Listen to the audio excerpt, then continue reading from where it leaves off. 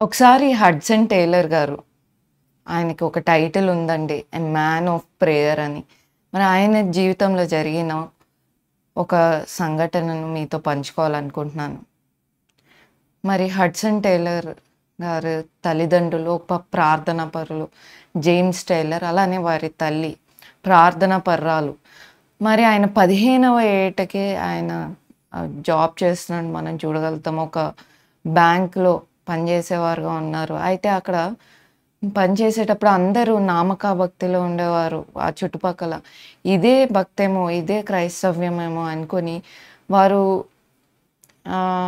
ఆహ్, ఎలా అయితే యథావిధి జీవితాలు అదే ఈ లోక సంబంధమైన వారుగా ఉండేవారుగా ఉన్నారు. అలానే వారితో పాటు కలిసి హడ్సన్ టైలర్ పెరగడం, అక్కడ వారితో పాటు పని చేయడం మనం చూడగలుగుతాం. మీ అందరికి తెలుసు యూఎస్ అటువంటి ప్రాంతాల్లో కొంత టీనేజ్ రాంగానే వారు వారి లైవ్లీహుడ్ వారే చూసుకుంటారు. వారి సంపాదన వారిదే.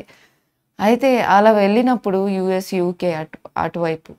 అయితే అలా వెళ్ళినప్పుడు అతను ఏమో ఒకసారి ఏమైందంటే ఆయన కళ్ళు ఏదో ఐకి సంబంధించి ఏదో జబ్బు రావడం వల్ల ఆ ఉద్యోగం మానేస్తాడు.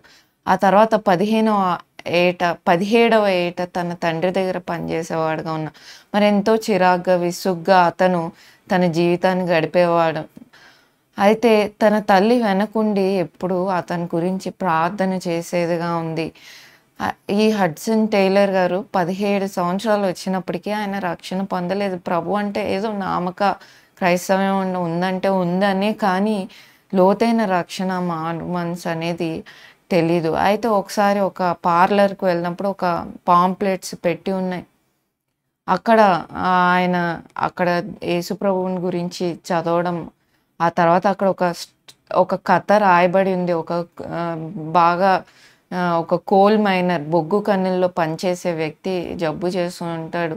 మరి ఆయన మరణ దశలోనికి వచ్చినప్పుడు దేవుడు మన పాపాల కొరకు మరణించాడు.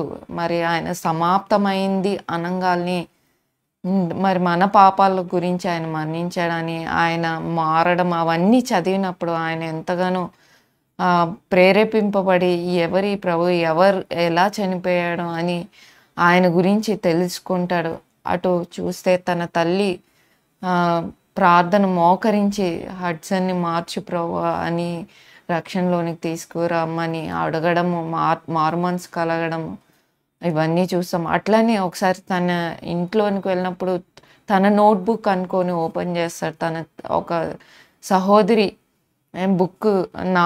తన బుక్ అనుకోని అతను ఓపెన్ చేస్తాడు. అది ఓపెన్ చేయంగాల్నే అక్కడ ప్రేయింగ్ ఫర్ హడ్సన్ కన్వర్షన్ అని రాయబడి ఉంటది. ఇదేంటి ఇలా రాసుకుంది మా సిస్టర్ అనుకుంటాడు. అప్పుడు అంటే తను ప్రార్థన చేస్తుంది. తన తల్లి ప్రార్థన చేస్తుంది. తన సహోదరి ప్రార్థన చేస్తుంది. అలా ప్రభువుని తెలుసుకున్నాడు. ఒక గొప్ప మిషనరీ హడ్సన్ టైలర్ గారు. ఇంచుమించు చైనా ఇన్‌లాండ్ మిషన్ అనే దానికి స్థాపకులుగా ఉన్నారు. ఇంచుమించు 50 సంవత్సరాలు ఆ చైనా ప్రాంతంలో అనేకమైన జబ్బులు, సమస్యలు, అనారోగ్యంతో మరి ఆయన అక్కడ పరిచర్య కొనసాగించినట్లు తన భార్యతో కలిసి మరి పరిచర్య చేసినట్లు మనం చూడగలుగుతాం. అయితే అక్కడ చైనా వెళ్ళినప్పుడు ఒక సంఘటన జరిగింది. ఏంటంటే ఆయన కొంతకాలానికి ఒక డాక్టర్ దగ్గర అసిస్టెంట్ డాక్టర్‌గా పనిచేసేవాడు. పని చేస్తూ దేవుని సేవ చేసేవాడు. అయితే ఒకానొక సమయంలో అతనికి రావాల్సిన డబ్బులు రావు. అతని దగ్గర ఒక్క కాయిన్ ఉంటది. Single coin. మరి దాని విలువ బ్రిటిష్ కరెన్సీలో 2 షిల్లింగ్స్ అండ్ 6 పెన్స్ అని అర్థం అనమాట. అంటే అంతే ఒక్క కాయినే ఉంటది. అయితే ఆయన ప్రతిరోజు పనికి వెళ్ళేవాడు. డాక్టర్ దగ్గర మెడికల్ విద్యలో ఉండేవాడు.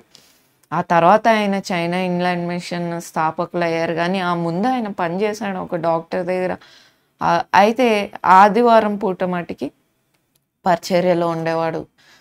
రోజంతా పరిచర్యలో గడిపేవాడు. అయితే ఒకానొక టైంలో ఒక వ్యక్తి వచ్చి, "అయ్యా నా భార్యకు బాలేదు. మీరు మా ఇంటికొస్తారా?" అంటే మొదట ఆయన చూస్తే ఇతను బానే ఉన్నాడు. ఎందుకు నా దగ్గరకొచ్చారు? మీరు పై అధికారులను అడిగారా? అంటే మరి వారికి ఉన్న ఆ కాథలిక్ అధికారులు మరి అడిగానయ్యా, వారు డబ్బులు ఇస్తే కానీ వస్తాము అన్నారు.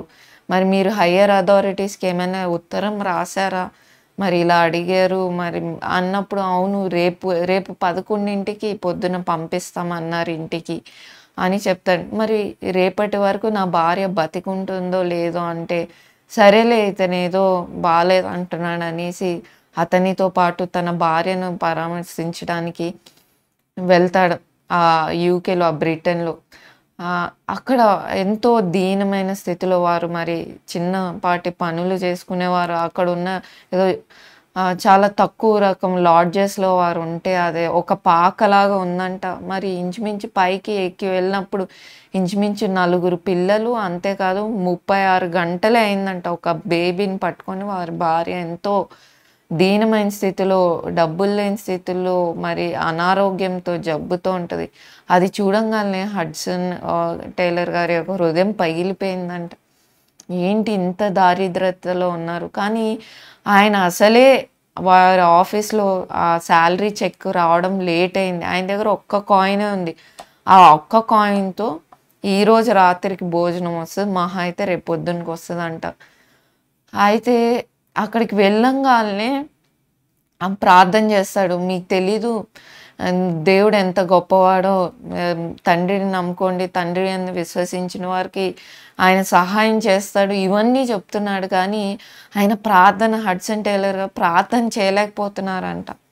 అసలు ఆయనకి వారిని చూడంగానే ఒకలాగా అయిపోయింది. కానీ ఆయన దగ్గర ఉంది ఒక్క కాయిన్. ఇది ఇచ్చేస్తే నేను ఎట్లా రేపు నేను ఏం తినాలి? ఈరోజు రాత్రికి ఏదో ఇంట్లో ఉన్న కొన్ని ఏదో వారు తెలుసు కదండీ! వారు మనలాగా ఆహారం అన్నం తినరు గానీ ఏవో పోరిడ్జ్ అంటారు. అలాంటిది ఉంది. అది యేసుకొని ఈరోజు తింటే మరి రేపటి సంగతి ఏమో అనేసి మరి ఈ కాయిన్ ఇచ్చేస్తే మరి నా దగ్గర ఏమి ఉండవు అనుకున్నాడు. అయితే ఆయన ఎంతో భయపడతా ఉన్నాడు. అది ఇచ్చేయాలని ఉంది. ఒక పక్క నాది ఇచ్చేస్తే నా దగ్గర ఉన్నదంతా అదొక్క కాయినే హడ్సన్ టైలర్ గారి దగ్గర. మరి ఎంతో ఆయన భయంతో మరి ఏం చేయాలో అర్థం కాదు. అయితే ప్రార్థన చేశాడు. దేవుని యొక్క గొప్పతనం, దేవుని యందు విశ్వసించిన వారిని దేవుడు పోషిస్తూ ఇవన్నీ చెప్తున్నాడు కానీ ఆయన మనసులో ఏదో కొరత, ఏదో లేమిలాగా అనిపించినప్పుడు ఆయన అంతకీ పిలిచిన వ్యక్తి అడుగుతా, అయ్యా మీరు చూశారు కదా మా దీనస్థితి, మీరు చేయగలిగిన సహాయం చేతనైనా చేయండి అంటాడు. మరి అలాంటి వారికి సహాయం చేయకుండా పర్లేదు తమ్ముడు దేవుడు నిన్ను చూసుకుంటాడు అంటే మనసులో ఆయనకి మనస్సాక్షి గద్దింపు వస్తుంది. ఏ వేషధారి నువ్వు నీ దగ్గర ఉన్న ఒక కాయిన్ ఇవ్వకుండా దేవుని గురించి, విశ్వాసం గురించి మాట్లాడుతున్నావు అంటే వెంటనే ఒక వర్స్ తట్టింది. ఏంటంటే మత్తయి సువార్త 5:42లో మరి నీవు కలిగి ఉన్నది ఇమ్ము అని ఉంటుందండి. ఆ వచనం ఉంది, ఒకసారి చూడండి. అయితే అది వినంగానే అమ్మో దేవుడు ఇచ్చేయమంటున్నాడు కాబట్టి నాకు కలిగినదంతయు ఆ ఒక్క కాయినే, మరి అది నేను ఇచ్చేస్తానని దేవుడి మాటకి లోబడాలి కదండి. ఒకసారి ఆ మాట చూడండి. 5:42 నిన్ను అడుగు వానికి ఇమ్ము, నిన్ను అప్పు అడుగుగోరు వారి నుండి నీ ముఖము త్రిప్పుకొనవద్దు. మరి నిన్ను అడుగు వారికి ఇమ్ము అని దేవుడు వాక్యం సెలవిస్తే సరే నాకు ఉన్నదంతా ఇచ్చేస్తాను, సరే ఏమైతే అయిందిలే నేను ఆ కాయిన్ ఇచ్చేస్తాను అనుకొని అది ఇచ్చేసి దేవుడు నిజంగా నేను కాదండి మీ తండ్రి, పరలోకపు తండ్రి మీద మీరు నమ్మిక ఉంచండి, ఖచ్చితంగా ఆయన మీకు సహాయం చేస్తాడని చెప్పి మరి ఆయన చేతిలో ఇంకేమీ లేదు ఆయన దగ్గర. రేపు ఎలాగో రేపటికి అన్నం లేదు, రేపటికి సరుకులు లేవు, వస్తువులు లేవు. మరి ఆయన వచ్చేసాక ప్రార్థన చేస్తాడు. ప్రభా నాకు ఉన్నది అది ఒక్క కాయినే ప్రభా, అది నేను ఇచ్చేసాను. కానీ నీ వాక్యం సెలవిస్తుంది, ఒకసారి ఆ వచనం చూడండి. సామెతలు 19:17లో ఒక మాట ఉంటుంది, ఒకసారి చూద్దాం.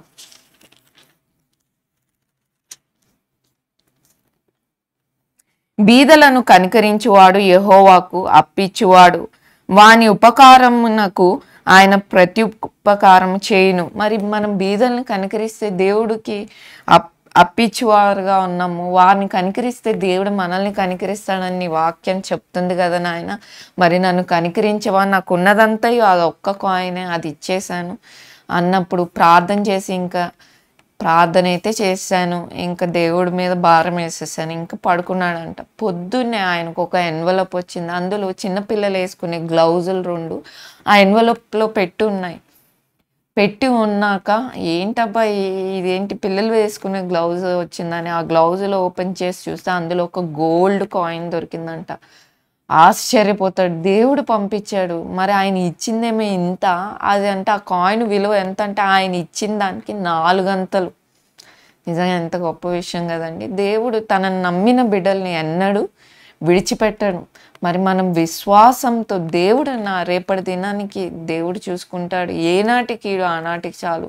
దేవుని మీద నమ్మిక ఉంచినప్పుడు ప్రార్థనతో దేవుణ్ణి అడిగినప్పుడు ఖచ్చితంగా అనుగ్రహించువాడే ఉన్నాడు. మరి తన యందు రోమీయులకు రాసిన పత్రిక 9:33లో తన యందు విశ్వసించు వారు ఎన్నడూ కలవరపడరని దేవుని వాక్యం సెలవిస్తుంది. ఆయన చేసిందంతా ఏం లేదు. నాకున్నదంతా ఇస్తున్నాను ప్రభువా, నీ చేతుల్లో పెట్టేశాను. ప్రశాంతంగా పడుకున్నాడు. కానీ ఇతరులకు సహాయపడ్డాడు కదండీ!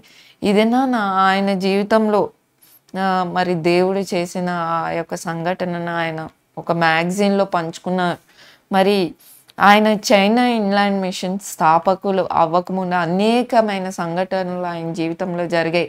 విశ్వాసం దేవుని యొక్క విశ్వాసంలో బలపడటానికి దేవుడు అనేకమైనవి అనుమతించాడు. మరి ఈ మిషనరీస్ చరిత్ర చదువుతున్నప్పుడు ఎంతో ఉల్లాసంగా, ఎంతో సంతోషంగా ఉందండి. మరి వారు ఎంతగా దేవుని కొరకు బతికారు. నిజంగా వారు చేసే దాంట్లో మనం ఒక 0.5% కూడా చేయట్లేదు. కాబట్టి సమయం ఉన్నప్పుడు ప్రతి ఒక్కసారి ఎటువంటి మిషనరీ చరిత్రలో వారి యొక్క సంఘటనలు పంచుకోవాలనుకుంటున్నా. మరి మీరు కూడా నా కొరకు ప్రార్థించండి. ఇది ఆగకుండా కంటిన్యూ చేయడానికి. కాబట్టి ఈరోజు ఈ యొక్క సంఘటన విన్నాక దేవుని వాక్యం ద్వారా మీరు బలపడ్డారని నమ్ముచున్నాను. మరి చిన్న ప్రార్థనతో ముగించుకుందాం. ప్రేమగల తండ్రి, పరిశుద్ధమైన దేవా, నీ వాక్యం ద్వారా మాట్లాడిన విధానానికి వందనాలు నాయనా. అవునైనా తండ్రి, అయ్యా నువ్వు ఎంత అద్భుతకరుడో ఆశ్చర్యకరుడో నైనా తండ్రి. అయ్యా నిన్ను నమ్మిన బిడ్డలని ఎన్నడూ త్రోసివేసేవాడు కాదు నైనా తండ్రి. అవునైనా ఆకాశ పక్షులను పోషించే దేవుడు మమ్మల్ని పోషించడం. అవును ప్రభా, ఊరికేం ప్రభా అది లేదు ఇది లేదని చింతించేవారుగా ఉన్నాం నైనా. విశ్వాసం లేని వారుగా ఉన్నాం నైనా తండ్రి. అయ్యా మా యొక్క విశ్వాసాన్ని వృద్ధి చేయండి, మమ్మల్ని బలపరచండి, విత్తిన వాక్యాన్ని ముద్రించేయమని ప్రభువైన యేసుక్రీస్తు నామములో అడిగి వేడుకుంటున్నాను తండ్రి. ఆమేన్. మీ అందరికి వందనాలండి. మరి ఈ కార్యక్రమాలు మీకు ఉపయోగకరంగా ఉన్నట్లయితే దయచేసి షేర్ చేయండి, లైక్ చేయండి, సబ్స్క్రైబ్ చేయండి. దీప్తి ప్రకాష్ అనే యూట్యూబ్ ఛానల్. ఈ పరిచర్య ద్వారా మీరు మేలు పొందిన వారైతే ఈ పరిచర్యను ప్రోత్సాహపరిచే బాధ్యత మీ మీద ఉంది. డిస్క్రిప్షన్లో ఉన్న నంబర్స్ మీరు ఈ పరిచర్యలో పాల్పంపులు పొందొచ్చు. ప్రభు చిత్తమిత మళ్ళీ కలుసుకుందాం. అంతవరకు సెలవు. Thank you.